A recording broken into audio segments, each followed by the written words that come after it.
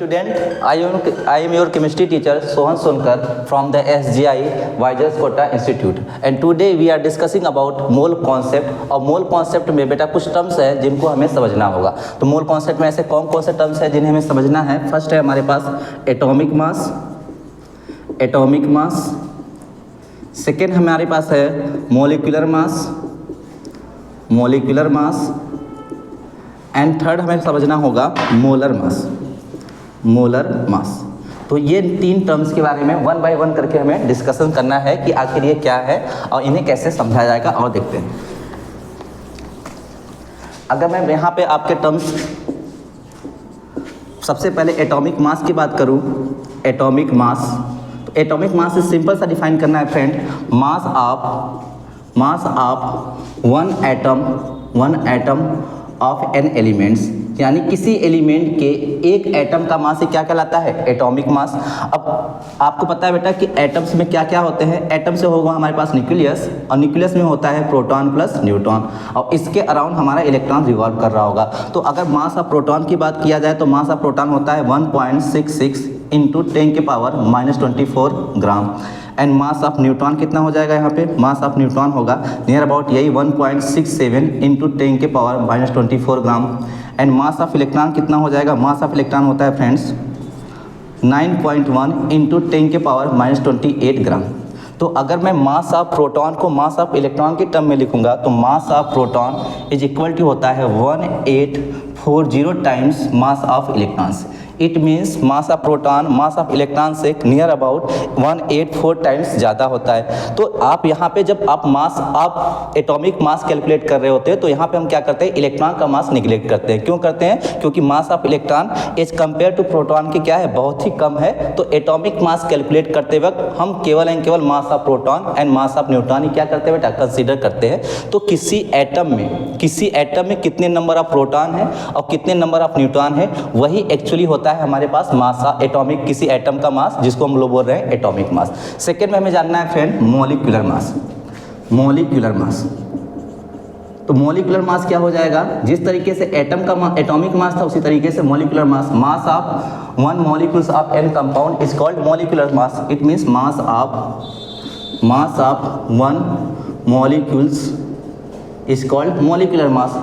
अब मोलिकुलर मास क्या होगा, इसको अगर मैं अच्छे से लिखूंगा तो sum of mass of all atom present in a molecules. आपको पता है बेटा मॉलिक्यूल्स क्या होता है, मॉलिक्यूल्स होता है जब दो या दो से ज़्यादा एटम्स आपस में केमिकली कंबाइन करते हो तो क्या बनता है, मॉलिक्यूल्स। तो मॉलिक्यूल्स का मास हो जाएगा जिन एटम से मॉलिक्यूल्स मिलके बना है उन्हीं एटम का मासेस को क्या कर देंगे, सम कर देंगे, तो हमारे पास आ जाएगा मॉलिकुलर मास। तो यहाँ पे दो टर्म समझे, एक मॉलिकुलर मास, सेकेंड क्या समझा गया हमारे पास, एटॉमिक मास। और इन दोनों की ही यूनिट की बात किया जाए तो यूनिट हमारे पास होता है AMU और सेकेंड होता है हमारे पास यूनिट U।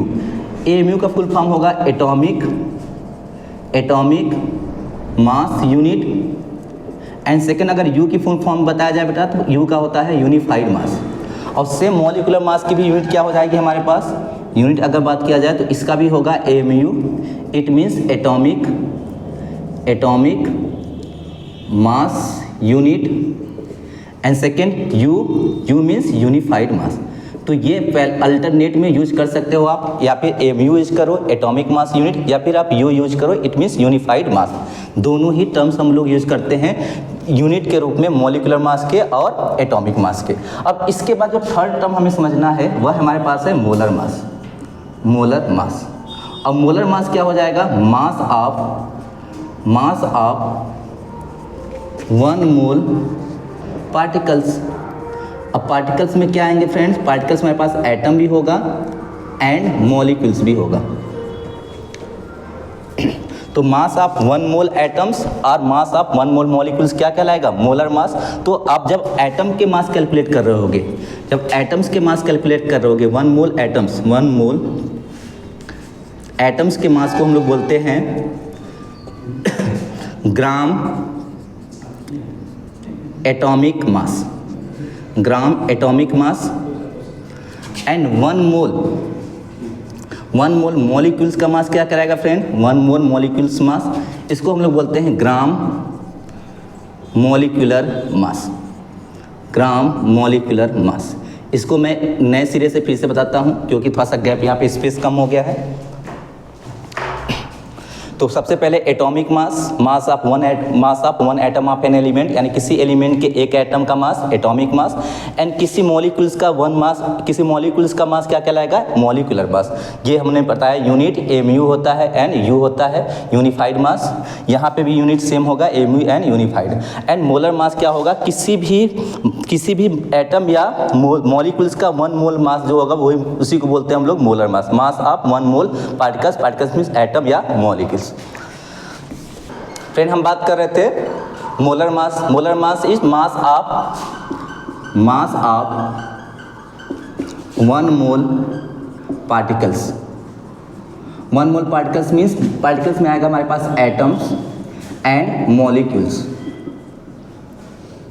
तो अगर हम फ्रेंड बात करें one mole atom mass of one mole atoms, तो इसको हम लोग फ्रेंड बोलेंगे ग्राम एटॉमिक मास,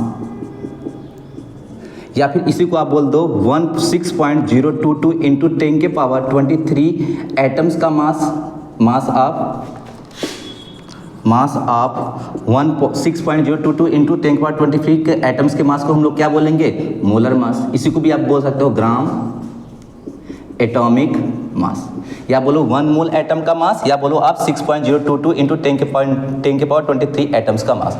अगर मैं बात करूँ यहाँ पे फ्रेंड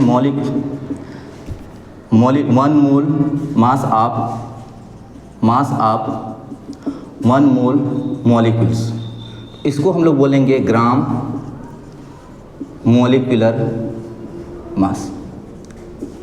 अब फ्रेंड्स एक मैं आपको टेबल बना रहा हूँ, उस टेबल के माध्यम से सारी चीज़ें आपको मैं समझा दे रहा हूँ। जैसे कि यहाँ पे मैंने लिखा एलिमेंट्स, यहाँ पे लिखा एटॉमिक मास, और यहाँ पे लिखा फ्रेंड मोलर मास।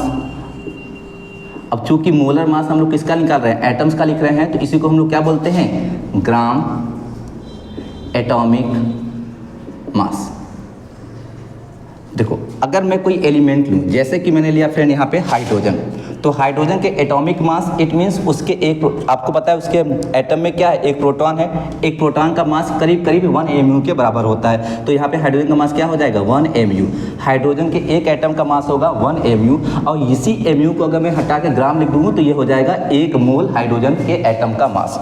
अगर मैं यहाँ पर लिख रहा हूँ बेटा कार्बन, तो कार्बन का एक एटम का मास होता है 12 AMU।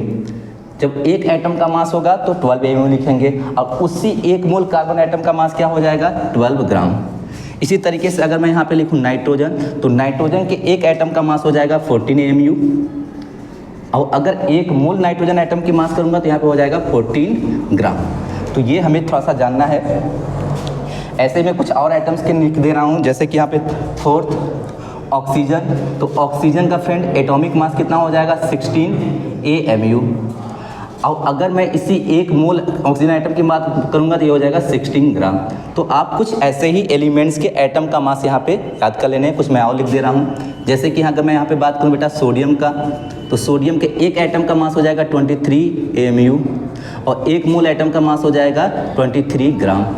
अगर मैं मैग्नीशियम की बात करूँ, तो मैग्नीशियम के एक एटम का मास हो जाएगा 24 AMU, और मैग्नीशियम के 1 मोल एटम का मास हो जाएगा 24 ग्राम।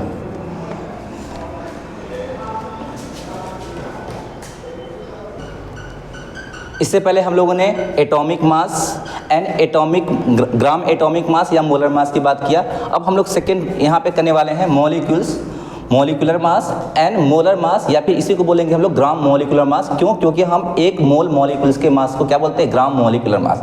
तो यहाँ पे अगर कोई मॉलिक्यूल्स ले लूँ फ्रेंड, जैसे मैंने यहाँ पे ले लिया NH3, तो NH3 का अगर मैं मॉलिक्यूलर मास की बात करूँ तो इसमें अमोनिया में क्या है, नाइट्रोजन है, हाइड्रोजन है, तो इन्हीं के एटम के मास का सम क्या हो जाएगा, मॉलिक्यूलर मास। तुम्हें पता है नाइट्रोजन का मास होता है 40 AMU, हाइड्रोजन के 1 एटम का मास होता है 1 AMU, तो 3 हो जाएगा 3 AMU। इट मीन्स 14 + 3 कितना हो जाएगा, 17 AMU। तो अमोनिया के 1 मॉलिक्यूल्स का मास होगा 17 AMU, और इसी AMU को मैं हटा के अगर ग्राम लगा दूँ तो ये हो जाएगा 1 मोल अमोनिया के मॉलिक्यूल्स का मास। जिसको हम लोग क्या बोल रहे हैं, ग्राम मोलिकुलर मास। अगर मैं यहाँ पे लिख दिया बेटा फ्रेंड CO2, तो CO2 का टोटल आप मोलिकुलर मास की बात करोगे तो होगा 44 AMU। It means mass of 1 molecules of CO2 क्या हो जाएगा, 44 MU। अगर 1 मोल CO2 मॉलिक्यूल्स की मास की बात करूंगा तो यहाँ पे हो जाएगा 44 ग्राम। इट मीन्स आपको केवल इतना करना है कि जो मॉलिकुलर मास है और जो मोलर मास है उनमें यूनिट का फर्क क्या आ रहा है, केवल ग्राम और MU का। अगर MU में लिखा है इट मीन्स वह हमारे पास एटॉमिक मास या फिर मॉलिकुलर मास दिया हुआ है। अगर वहीं पे ग्राम है इट मीन्स वह मोलर मास की बात कर रहा है, उसी सब्सटेंस के 1 मोल पार्टिकल्स की बात कर रहा है। अगर एटम है तो उसको बोलेंगे ग्राम एटॉमिक मास, अगर मॉलिक्यूल्स है तो बोलेंगे ग्राम मॉलिकुलर मास। कुछ और एग्जांपल हम लोग लिख लेते हैं, जैसे कि यहाँ पे लिख दिया कैल्शियम कार्बोनेट। कैल्शियम कार्बोनेट के 1 मोल मॉलिक्यूल्स का मास कितना हो जाएगा, 100 MU। आप कैलकुलेट करना बेटा, इतना ही आएगा। और यहाँ पे हो जाएगा 100 ग्राम। अगर मैं यहाँ पे लिखा C6H12O6, ये है हमारे पास ग्लूकोज का 1 मॉलिक्यूल्स। और ग्लूकोज के 1 मॉलिक्यूल्स के मास को अपना इंडिविजुअली कार्बन के 6 एटम के मास, हाइड्रोजन के 12 एटम के मास एंड ऑक्सीजन के 6 एटम के मास को सम करोगे तो ये आएगा 118 AMU। इट मीन्स ये हो गया मॉलिक्यूल्स ऑफ 1 ग्लूकोज का मास। अब अगर 1 मोल ग्लूकोज के मॉलिक्यूल्स लेंगे तो ये कितना हो जाएगा, 180 ग्राम हो जाएगा। इसी तरीके से अगर हम लोग और कुछ लेना चाहें, जैसे कि यहाँ पे ले लिया HCl, तो HCl के 1 मॉलिक्यूल्स का मास हो जाएगा हमारे पास 36.5 ग्राम। क्यों? क्योंकि क्लोरीन का मास होता है 35.5 ग्राम और हाइड्रोजन का मास हो जाएगा 1 MU। तो 35 + 1 कितना हो जाएगा, तो 36.5 AMU। और इसी MU को मैंने अगर यहाँ पे ग्राम लिख दिया तो ये हो जाएगा उसी HCl मॉलिक्यूल्स का 1 मोल का मास। तो अब आपको हो सकता है फ्रेंड कि कंफ्यूजन आ रहा हो कि सर ये MU को ग्राम, जैसे कि यहाँ पे MU हटाते ही ग्राम लिख रहे हैं तो आप कैसे कह दे रहे हो कि ये 1 मोल एटम या मॉलिक्यूल्स का मास होगा। तो इसको फ्रेंड हम लोग नेक्स्ट वीडियो में या अभी ही कैलकुलेट करके देखेंगे आखिर किस तरीके से MU ग्राम में कन्वर्ट होता है। हम जब एक एटम की बात कर रहे होते हैं तो वह MU में लिखा जाता है, और जब 1 मोल की बात करते हैं तो ग्राम में क्यों चला जा रहा है। ठीक है, थैंक यू।